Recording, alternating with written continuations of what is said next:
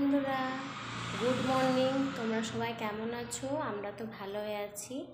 আর এখন সকাল 10টার মতন বাজে। আমার রান্নাবান্না বলতে অর্ধেক কমপ্লিট হয়েছে, অর্ধেক হয়নি। আজকে একটা স্পেশাল জিনিস বানাচ্ছি, মানে আমার শাশুড়ি মায়ের হাতে যেটা খেয়েছি ওটা আমিও বানাচ্ছি, ট্রাই করব। একবার বানিয়েছিলাম মনে হয়, ঠিক মনে পড়ছে না, কিন্তু এবার আমি বানাবো। চলো আমি কি রান্না করেছি তোমাদের দেখাচ্ছি। এদিকে দেখো, ছেলের জুস করে রেখেছি, খাইনি ওই। আর এদিকে ছেলের ভাত সেদ্ধ, আর এদিকে আছে ভাত হয়েছে। এটা হলো ছেলের ডাল, আজকে টক ডাল করেছি, এটা আমাদের ডাল করেছি, সব গরম গরমই আছে। ছেলের জন্য মাছ ভাজা, কালকে তুলে রেখেছিলাম একটা পিস, ওই জন্য। এদিকে হচ্ছে পটল ভাজা আর আলু করলা ভাজা। এই যে দেখো, এখানে দুটো করলা করব, সেদ্ধ করে রেখেছি। এটা কেটে সেদ্ধ করেছি, বীজটা বার করে। আর কালকে মশলা পেস্ট করেছিলাম, একটা রসুন, একটু টুকরো আদা, কাঁচা লঙ্কা, আর এই বীজগুলো দিয়ে পেস্ট করে মশলা। দেখো করলাগুলো সেদ্ধ হয়ে গেছে, মানে ভাতে দিয়েছিলাম দুটো কেটে, আরও দিতাম, কিন্তু আমি জানো কালকে ভাজা বানাতে বানাতে মানে কথা বলতে বলতে দিদির সাথে আর সব করলাটা কুচি কুচি করে দিয়েছিলাম ভাজার জন্য। তাই জন্য দুটোই করলার কথা মনে পড়লো যে আরও দিলে আরও খাওয়া হতো। তাই জন্য এখন দেখো সেদ্ধ হয়ে গেছে, বীজগুলো বার করে নিয়েছি ঠান্ডা হয়ে যাওয়ার পর। আর বীজগুলো বার করে মানে সাইডে রাখছি। আর এখানে পেস্ট করে রেখেছিলাম আদা রসুন পেঁয়াজ বলছি, আদা রসুন আর কাঁচা লঙ্কা, আর সামান্যটুকু একটু জিরে দিয়েছিলাম, আর বীজগুলো দিলাম, আর একটু সামান্য লবণ দিলাম, মানে পরিমাণ মতো লবণ দিয়ে তেল দিয়ে পেস্ট করে নিয়েছিলাম। এখন কড়াইটা গরম বসালাম, কড়াইয়ে ডাল ফোড়ন দিয়েছিলাম ধুয়ে, তারপরে কড়াইটা গরম বসিয়ে অল্প তেল দিলাম। আর ওইদিকে বাবু নিয়ে গেছে বর নিয়ে গেছে বাবুকে বাইরে, কারণ ও দুষ্টুমি করতো তাই। এদিকে দেখো মশলাটা দিয়ে দিলাম, কারণ ঝটপট রান্না করতে হবে আমাকে, মানে এটাই রান্নাটা লাস্ট, তাই জন্যই। বড় কিন্তু বলছিল যে বেশি দেরি করো না, তাড়াতাড়ি রান্নাটা করে নাও, কারণ তো বাবু আবার এসে কান্নাকাটি করবে স্নান করার জন্য, তাই জন্য।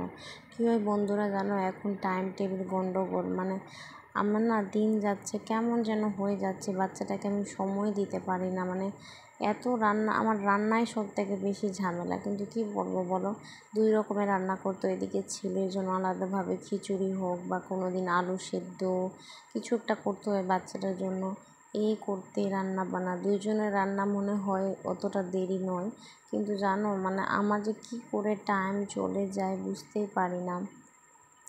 আর বাবুটাকে একটু সময় দিতে পারছি না, মনে হয় যে মা হয়ে আমি এতটা খারাপ যে বাবুটাকে মাঝে মধ্যে বকা দিই কান্না করে, তবুও কিছু করতে পারি না।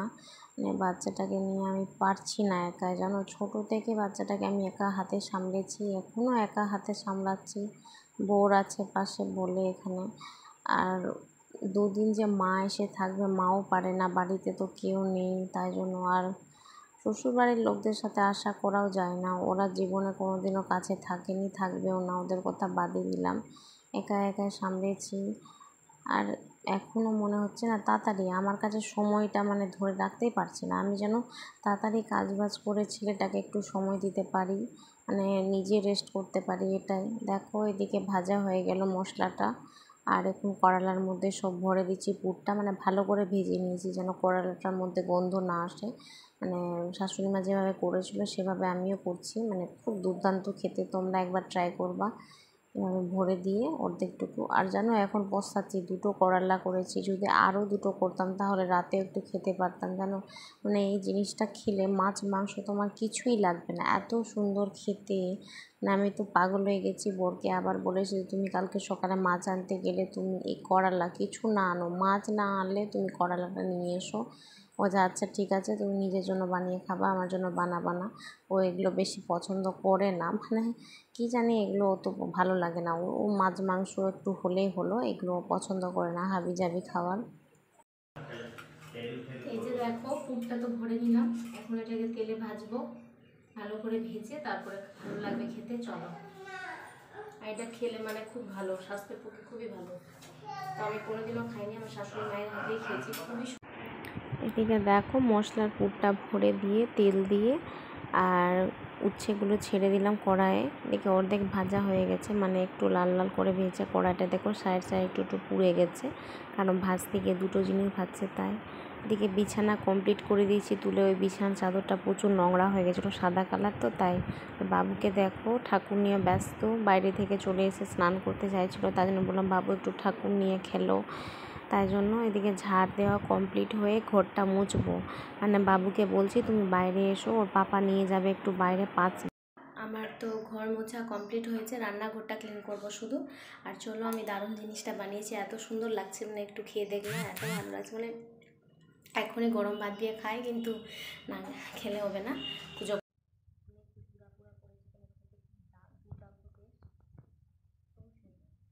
একটু খেয়ে দেখি তোমাদের সঙ্গে, খেতে সেই এত ভালো লাগছে, কি বলবো তোমাদের। এই যে দেখো আমার পুজো দেওয়া কমপ্লিট, আর এখন আজকে গপুকে স্নান করালাম, ভালো করে ভোগ দিলাম ওকে। চলো বন্ধুরা, আমার তো স্নান হয়ে গেছে, এখন লাঞ্চ করব, 1টার মতন বাজে।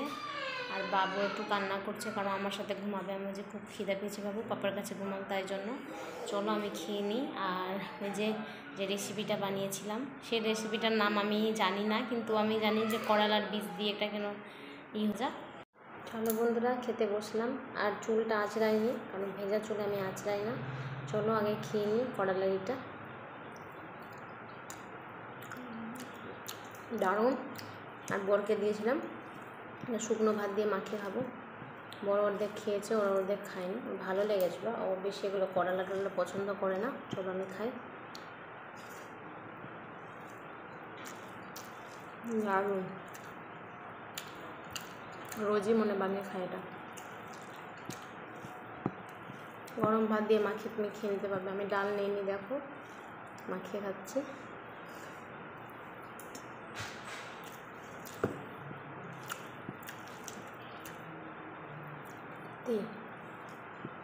কালকেও ভাবছি বানাবো, বরকে বলছি করলা কিনে আনবে।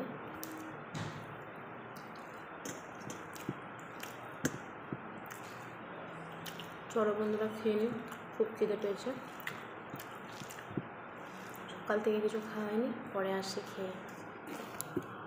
এই যে বন্ধুরা, একটু বাজারে বেরোচ্ছি, কিছু কেনাকাটা করব, বোনের বিয়ে আছে, তাই জেঠিদের জন্য শাড়ি নিতে হবে। চলো বাজার থেকে এসে কথা বলছি। ওরা ছেলে যাচ্ছে, চলো। হ্যালো বন্ধুরা, গুড ইভিনিং। বাজার থেকে চলে এলাম, এখন চা বসিয়েছি, মানে প্রচণ্ড একটু খিদে পেয়েছে, সন্ধ্যাবেলা একটু টিফিন না করলে আমাদের খুব খিদে পেয়ে যায়। চলো বাজার থেকে কী নিয়ে এসেছি দেখাচ্ছি। দেখো বোন নিয়েছে, এদিকে পিঁয়াজি নিয়েছে,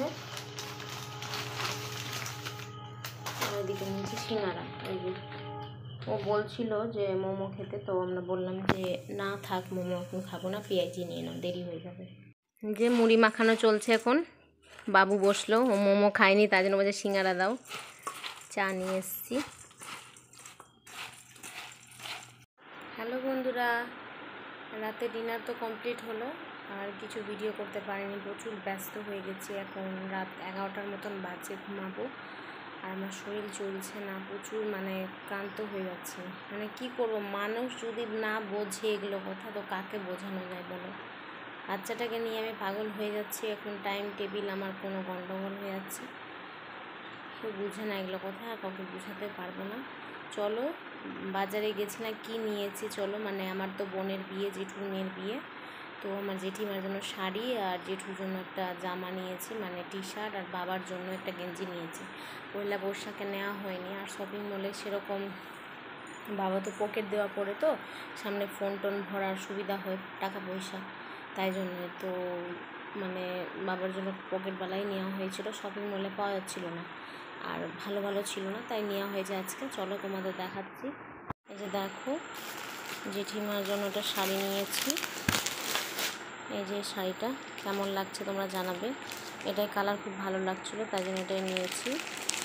আর এটা জেঠুর জন্য জামা নিয়েছি, খোলা মানে ভাঁজ করা আছে, তো খুলে যাবে না। এই যে দাঁড়াও তোমাদের দেখিয়ে দিই কালারটা কি, কালারটা এই যে রেড কালারের নিয়েছি, বেশি রেড নেই, হালকা রেড আছে।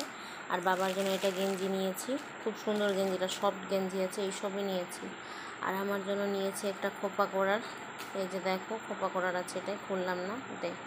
চলো, বাবু ওইদিকে ঘুমাচ্ছে, এই যে দেখো ঘুম পাড়ানো জন্য গিফট নেওয়া হয়নি, কালকে যাব মানে বাজারে। আজকে তো তাড়াহুড়া করে সন্ধ্যার সময় গেলাম তো সেরকম, তো কালকে ভাবছি দেখি যদি সময় পাই কালকে যাব, না হয়ে দেখা যায়, এখন কিছু বলতে পারছি না। কালকে ওর জন্য কিছু একটা গিফট নিতে হবে। চলো বন্ধুরা, আমার ভিডিওটা এখানেই শেষ করছি। যদি ভিডিওটি ভালো লাগে please like and share subscribe করে দিবে। Bye bye, good night. আবার আসবো একটা সুন্দর ভিডিও নিয়ে। চলো।